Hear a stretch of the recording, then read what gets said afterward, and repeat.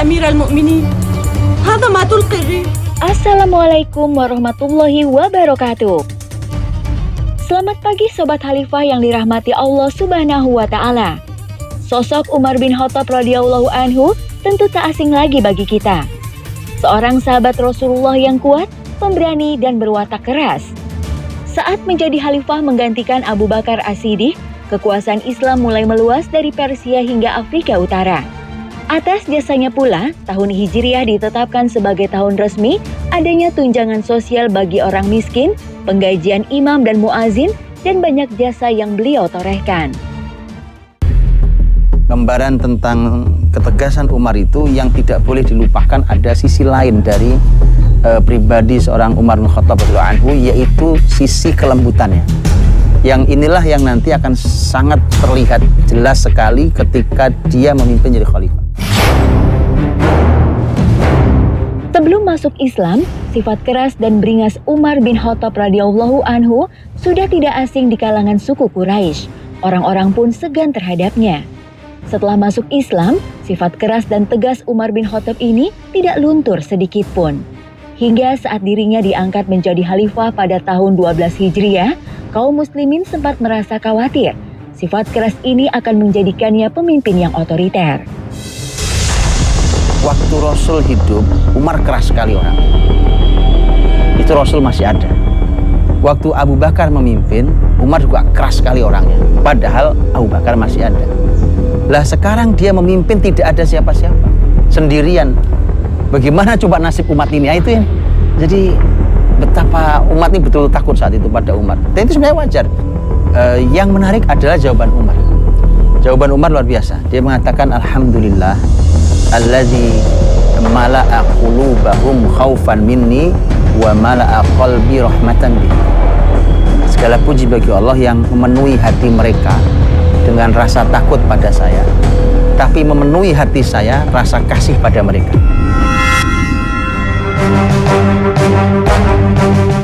Umar hanya bersikap keras pada musuh dan orang-orang yang zolim. Tapi sebaliknya, ia bersikap lemah lembut terhadap rakyatnya. Inilah sesungguhnya syarat seorang pemimpin dalam Islam.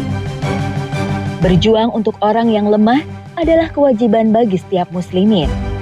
Saat wabah corona melanda dunia, dokter dan tenaga medis menjadi garda terdepan yang berjuang dengan taruhan nyawa. Baru-baru ini gugus tugas penanggulangan COVID-19 Kabupaten Sampang, Madura, Jawa Timur kembali mengumumkan terpaparnya seorang dokter puskesmas. Hingga tim harus menutup satu lagi pelayanan di puskesmas Sampang.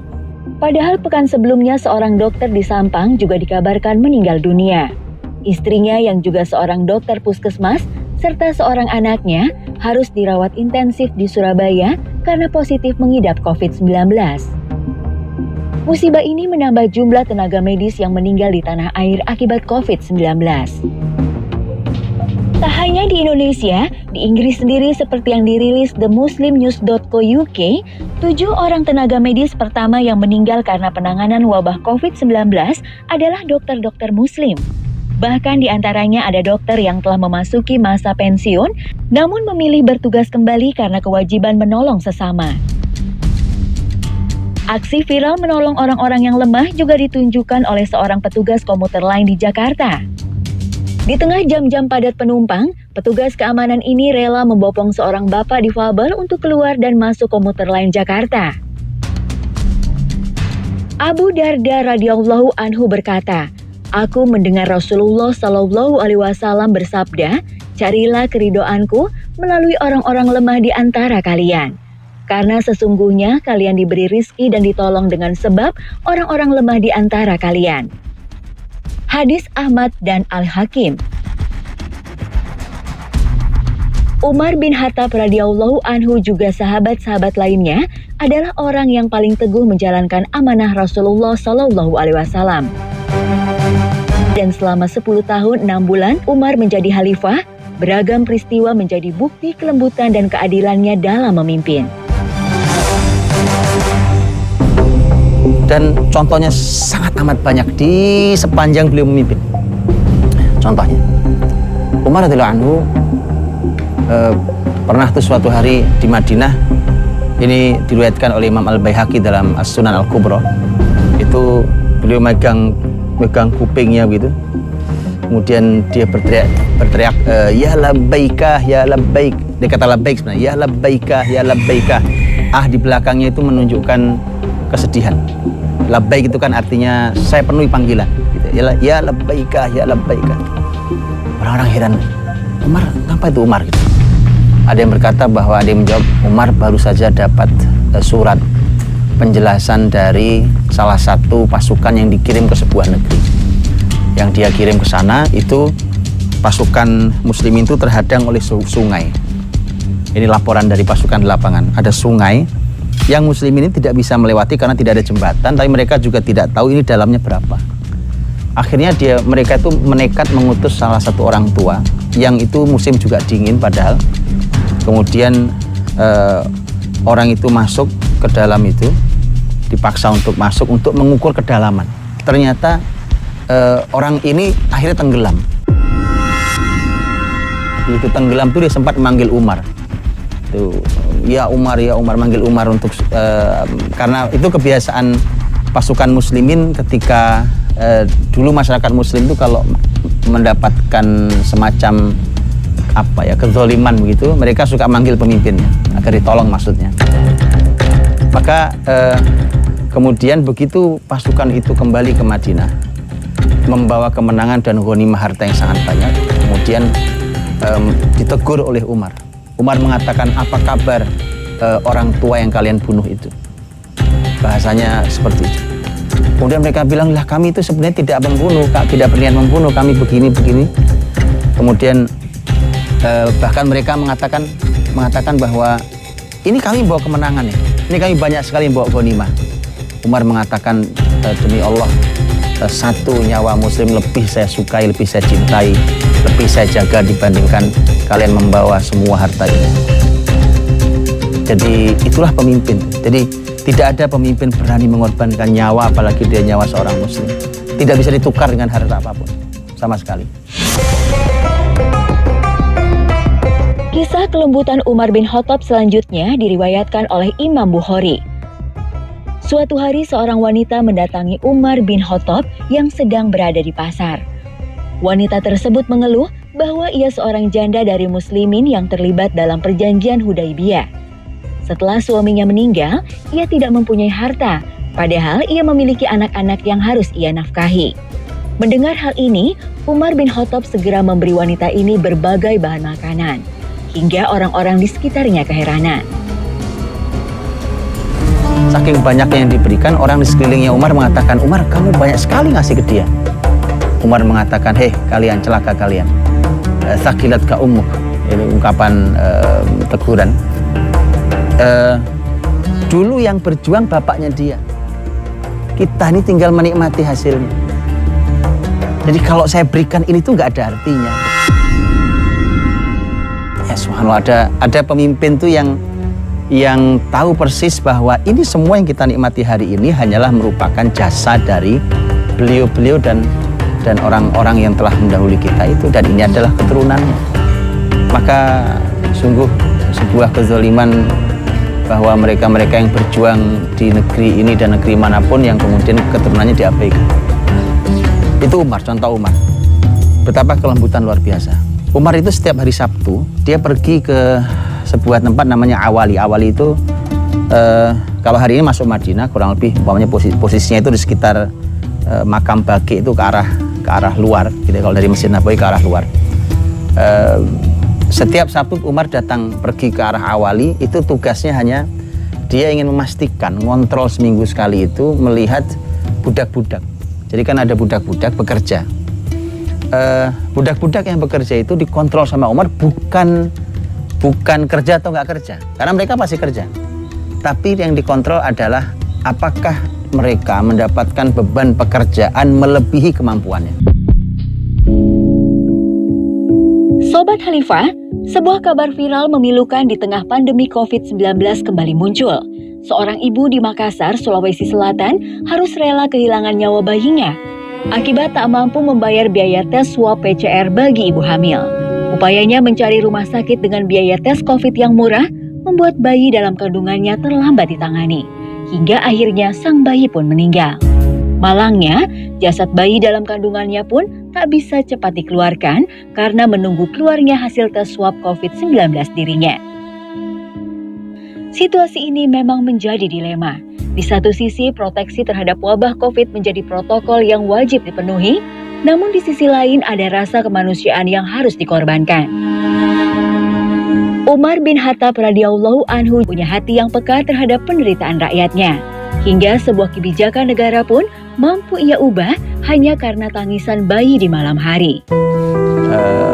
Maka Umar menghampiri rumah itu dan kemudian bertanya, dan wanita itu memang tidak mengenali bahwa dia adalah Umar sang Amirul Mukminin. Maka bahkan dia sempat mengeluarkan kalimat yang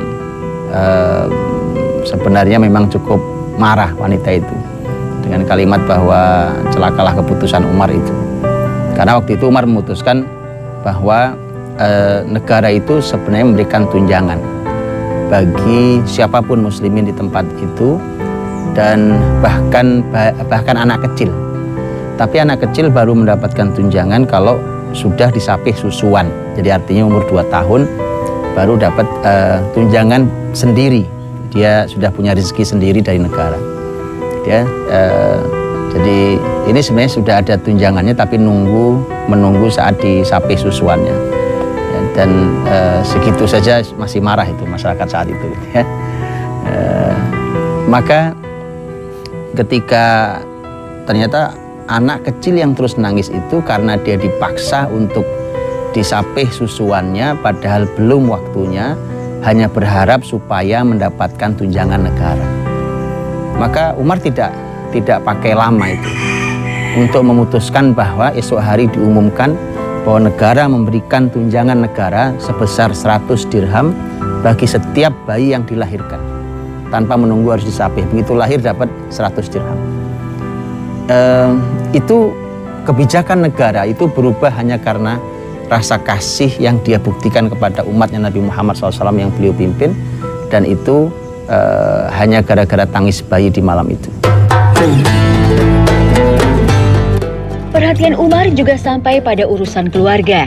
Pemimpin dengan ketegasan yang sangat luar biasa, tapi dalam urusan keluarganya, keluarga pasukan muslimnya, hingga masyarakatnya sangat ia perhatikan. Kemudian Umar bertanya pada Hafsah tentang seorang istri itu berapa lama maksimal kuat ditinggal suaminya. Jawaban Hafsah radhiyallahu anha adalah 4 bulan. Itu maksimal. Maka 4 bulan itu, karena itu bukan hanya jawaban putrinya, tentu itu jawaban Ummul Mukminin. Maka angka 4 bulan itu oleh Umar dijadikan panduan untuk merolling pasukan.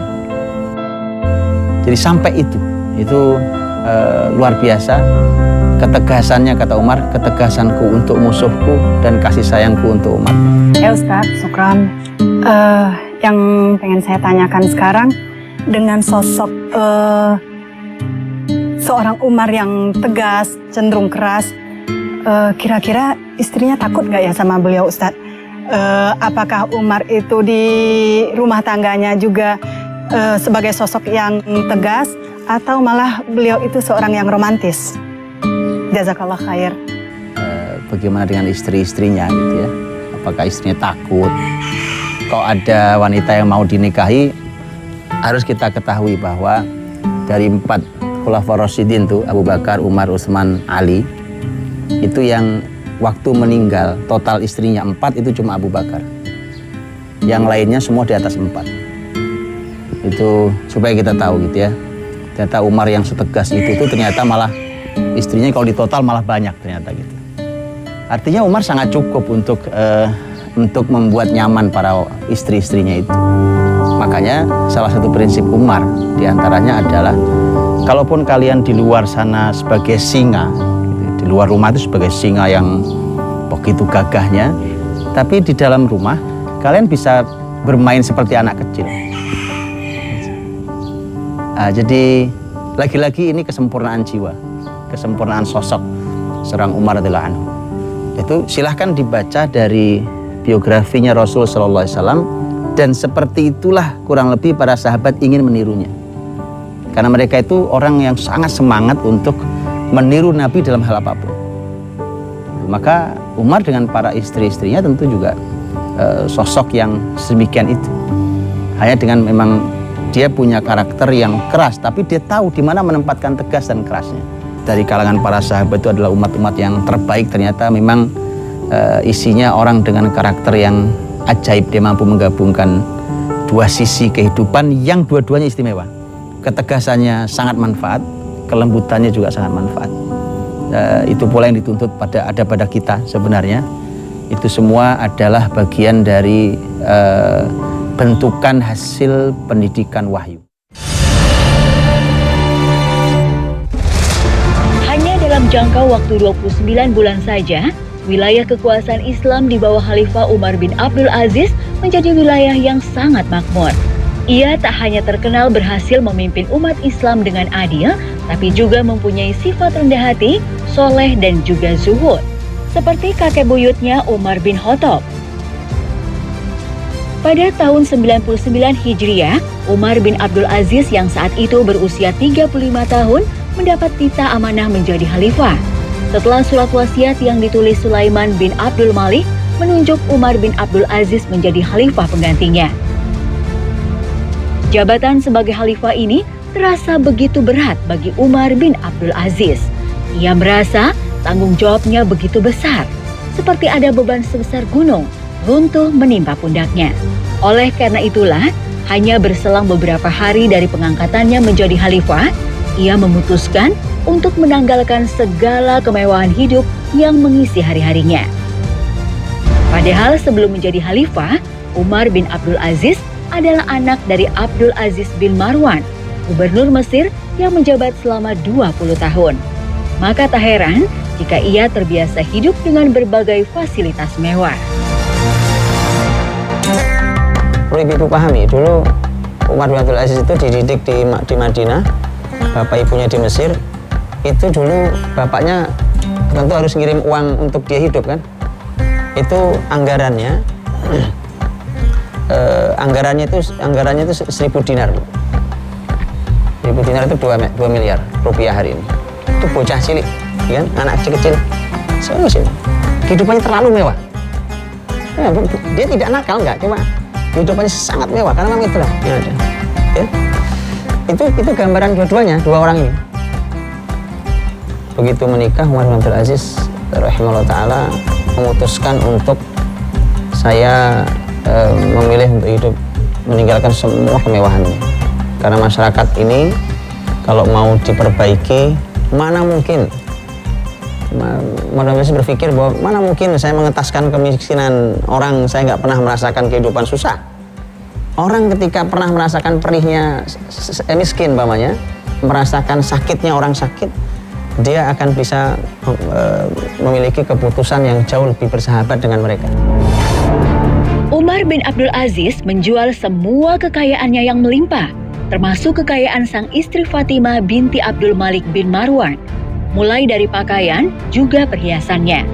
Semua uang hasil penjualannya lalu ia serahkan kepada Baitul Mal atau tempat penyimpanan harta kekayaan milik negara. Hidup di rumah yang kecil, ada anaknya banyak. Hidup di rumah yang kecil, sederhana, tidak ada pembantu yang membantu. Selama ini sekian banyak orang membantu dia, tidak ada itu, kecuali hanya bantuan sekecil yang tersisa dari satu budak laki-laki, satu budak perempuan, nggak lebih dari itu. Kemudian kalau ada rumah yang rusak ya ditambal-tambal sendiri oleh Umar bin Abdul Aziz. Kalau ada masakan ya masak sendiri. Tangannya yang tidak pernah nyentuh urusan dapur, dia harus mengadoni sendiri adonannya. Hal ini membuat orang bertanya-tanya, momentum apa yang membuat Umar bin Abdul Aziz berubah? Umar bin Abdul Aziz mengatakan bahwa suatu hari saya menzolimi seorang anak muda sama dengan saya waktu itu. Kemudian begitu saya zolimi itu, orang anak muda itu, dia berkata, "Wahai Umar bin Abdul Aziz, hari ini mungkin saya tidak bisa membalasmu, tetapi ingatlah suatu malam yang esok paginya adalah kiamat." Bisa tentang masalah kematian. Makanya setelah itulah langsung langsung kemudian di dalam hati langsung bekerja kalimat itu karena orang beriman, anak muda yang beriman. Karena itulah maka dia langsung menghentikan semua kezalimannya dan tidak mau lagi berbuat kezaliman dan mengubah hidupnya menjadi orang yang soleh.